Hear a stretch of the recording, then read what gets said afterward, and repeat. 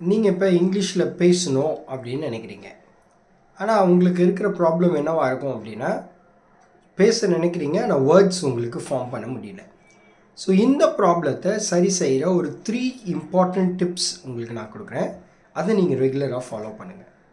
ஏன் உங்களால் இங்கிலீஷில் பேச முடியல, ஏன் பேசும்போது ஸ்டாப் ஆகுது, ரீசன் என்னென்னா வேர்ட்ஸ் உங்களுக்குள்ளே இல்லை.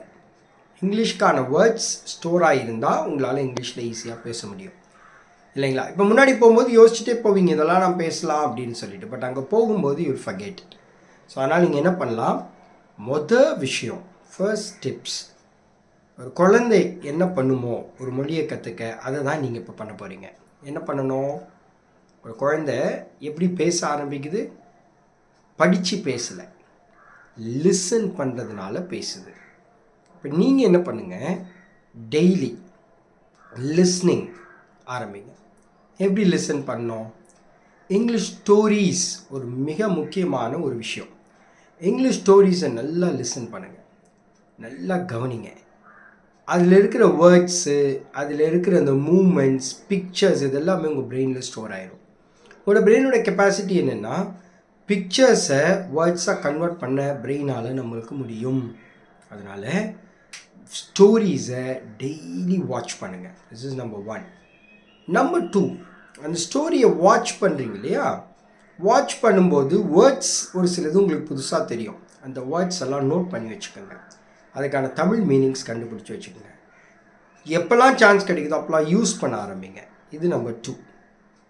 மிக முக்கியமாக நம்பர் 3, நிறைய பேர்கிட்ட இந்த கொஷின் கேட்பேன், இங்கிலீஷில் பேசணுன்னா நீங்கள் என்ன பண்ணணும். சில பேர் சொல்லுவாங்க டிக்ஷனரி படிக்கணும், அப்புறம் நியூஸ் பேப்பர் படிக்கணும், இங்கிலீஷ் மீடியம் படிக்கணும். விஷயம் என்னென்னா, இங்கிலீஷில் நீங்கள் பேசணுன்னா இங்கிலீஷில் பேசணும், அவ்வளோதான்.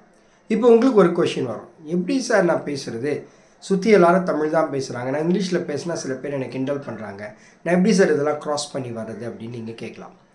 அதே தான் எனக்கும் இல்லைங்களா. நான் ஒரு ஆர்டினரி, ஒரு நார்மலான கவர்மெண்ட் எய்டட் ஒரு ஸ்கூலில் தான் படித்தேன். பட் எப்படி என்னால் இங்கிலீஷ் டெவலப் பண்ண முடியுது, எப்படி என்னால் இங்கிலீஷில் பேச முடிஞ்சுது அப்படின்னா, இதை தான் நான் ஃபாலோ பண்ணுவேன். அது பேர் செல்ஃப் டாக், மிரர் மெத்தட்னு அர்த்தம்.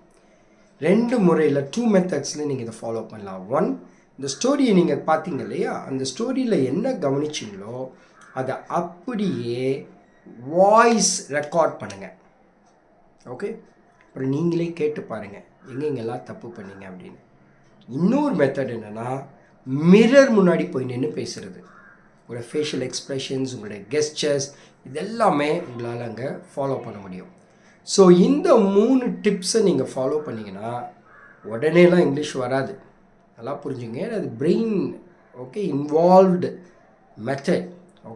பிரெயினில் நீங்கள் ட்ரெயின் பண்ணால் தான் உங்களால் லாங்குவேஜை பேச முடியும். ஸோ அப்போ உங்களோட பிரெயின் நல்லா டெவலப் ஆகணும், இங்கிலீஷ் ஸ்பீக்கிங் மைண்ட் க்ரியேட் ஆகணும். அதுக்கு இந்த 3 டிப்ஸை நெக்ஸ்ட் 21 டேஸ் ரெகுலராக ஃபாலோ பண்ணுங்கள். இதில் உங்களுக்கு நல்ல இம்ப்ரூவ்மெண்ட்ஸ் கிடைக்கும், கண்டிப்பாக கிடைக்கும்.